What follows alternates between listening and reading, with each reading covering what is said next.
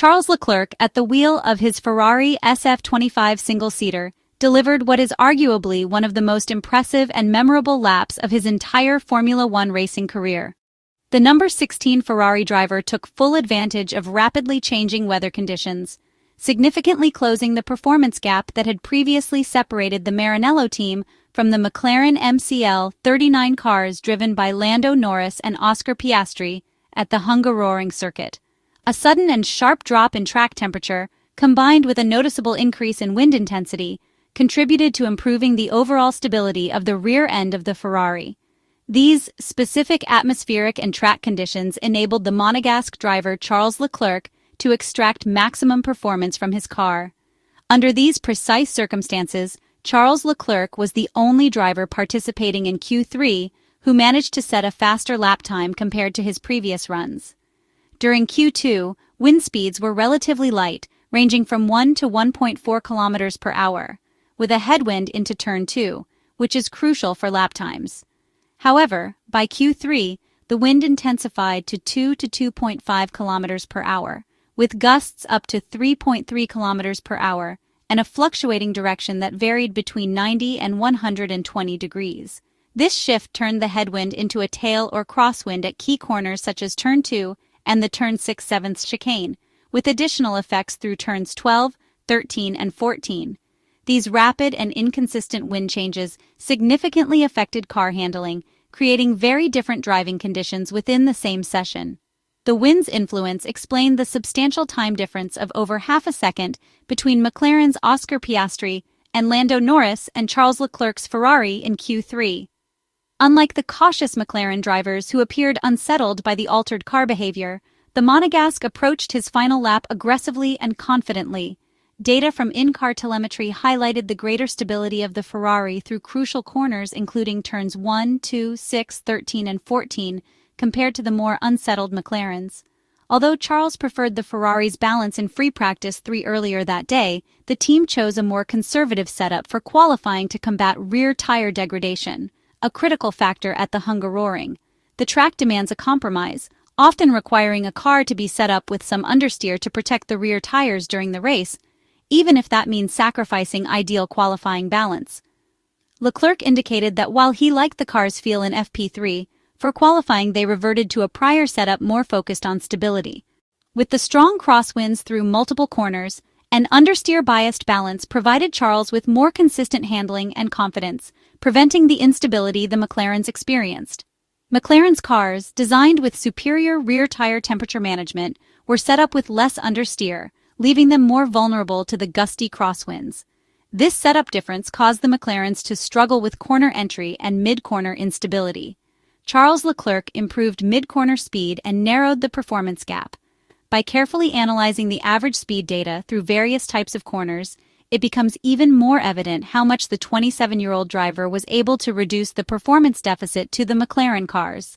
Up until the end of the Q2 qualifying session, the Ferrari driver was losing, on average, around 2 kilometers per hour in the slower speed corners and up to 5 kilometers per hour in the medium speed bends when compared to the McLaren MCL39. However, this difference was not due to a drop or decline in performance from the McLaren side, but rather a clear and measurable improvement on the part of Charles Leclerc. During the course of qualifying, the track temperature decreased by an impressive 18 degrees Celsius, creating conditions that perfectly suited the driving style and car setup of the Monegasque Ferrari driver. This significant drop in ambient and track temperature allowed Charles Leclerc to better manage tire temperatures, which is a crucial aspect of maximizing grip and car performance. Furthermore, guided with precision by his Ferrari engineers and technical team, the Monegasque was able to fully capitalize on this environmental shift by adjusting the tire preparation and warm-up procedure. He regained full driving confidence by reverting to some of the previous setup decisions made during the third free practice session. More specifically, Charles Leclerc requested that tire pressures be restored to the same levels used during that final practice session, opting for an increase in pressure to match the lower ambient conditions. Other teams, however, were not able to exploit the change in environmental and track conditions in the same way.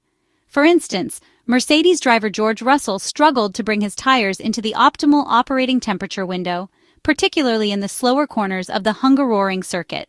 In these types of low-speed corners, mechanical grip is heavily influenced by maintaining the correct tire temperature, which is in turn supported and enhanced by the suspension setup and mechanical efficiency of the vehicle. One of the key aspects is that the Ferrari driver was able to close the gap to McLaren in Sector 3, expanding the technical analysis to specific sections of the Hungarian circuit, and not only examining corner entry or mid-corner speeds, gives an even clearer and more detailed picture of Ferrari's performance improvements. The most notable progress compared to the McLaren cars was recorded in the high-speed section of the track that stretches from Turn 6 to Turn 9. Onboard footage clearly revealed that, with the tires operating within their optimal temperature range, Charles Leclerc was no longer having to make steering corrections to counteract understeer in his Ferrari SF25. Instead, during Turn 9, Charles Leclerc had to manage a slight amount of oversteer, which is a characteristic handling behavior when the rear tires lose grip slightly before the front ones. Despite this minor handling challenge, the Ferrari driver gained an average of 5 km per hour compared to his flying lap recorded during Q2, making him faster than both McLaren drivers, Lando Norris and Oscar Piastri, in that particular sector of the lap. Meanwhile, both Norris and Piastri experienced a slight drop in performance, particularly in the final corners of the Hungaroring circuit, where they were unable to take full advantage of the tire grip that had been a consistent strength throughout the earlier phases of the race weekend. In this final portion of the circuit, performance levels among the top drivers were much more closely matched. Lando Norris managed to post the fastest time in Sector 3, but Charles Leclerc succeeded in limiting the gap to less than 1/10 of a second. This was largely due to his ability to prevent the tires from overheating through turns 13 and 14. As a result, the Monegasque was able to benefit from greater grip and better mechanical traction, allowing the Ferrari car to perform at a higher level. On the other hand, Lando Norris and Oscar Piastri appeared to struggle with vehicle handling issues, likely caused by tires that had become slightly too cold, resulting in reduced grip and compromised cornering stability. McLaren holds DRS advantage for the race, but Charles Leclerc set the highest speeds. To conclude the analysis, let's take a closer look at the top speed figures recorded by the drivers during the third and final qualifying session. The remarkable lap delivered by Charles Leclerc is further highlighted by his speed data. The Monegasque driver was the fastest in the key corners analyzed, benefiting from a slightly lower downforce aerodynamic configuration when compared to the McLaren duo of Lando Norris and Oscar Piastri. In contrast, both Norris and Piastri were among the slowest in these sections, primarily due to the additional aerodynamic drag created by the larger surface area of their rear wings. However, this increased rear wing surface area provides a significant aerodynamic advantage when the drag reduction system is activated. With the DRS flap open, both Lando Norris and Oscar Piastri achieved the highest speed deltas among the top drivers. This is a crucial factor that could prove beneficial during the race, especially in overtaking situations. Nevertheless, despite McLaren's advantage in DRS-assisted acceleration, Ferrari's excellent straight-line speed could make overtaking particularly difficult during the Grand Prix at the Hungaroring. In particular, on the main straight of the Hungarian circuit, Charles Leclerc's Ferrari SF25 might prove to be very difficult to pass, even for a McLaren benefiting from an active DRS system. As a result, while McLaren may be able to rely on their aerodynamic efficiency and DRS advantage during the race, Ferrari's high top speed figures, as demonstrated by Charles Leclerc in qualifying, could allow the Scuderia to defend effectively and maintain track position in the key overtaking zones of the circuit.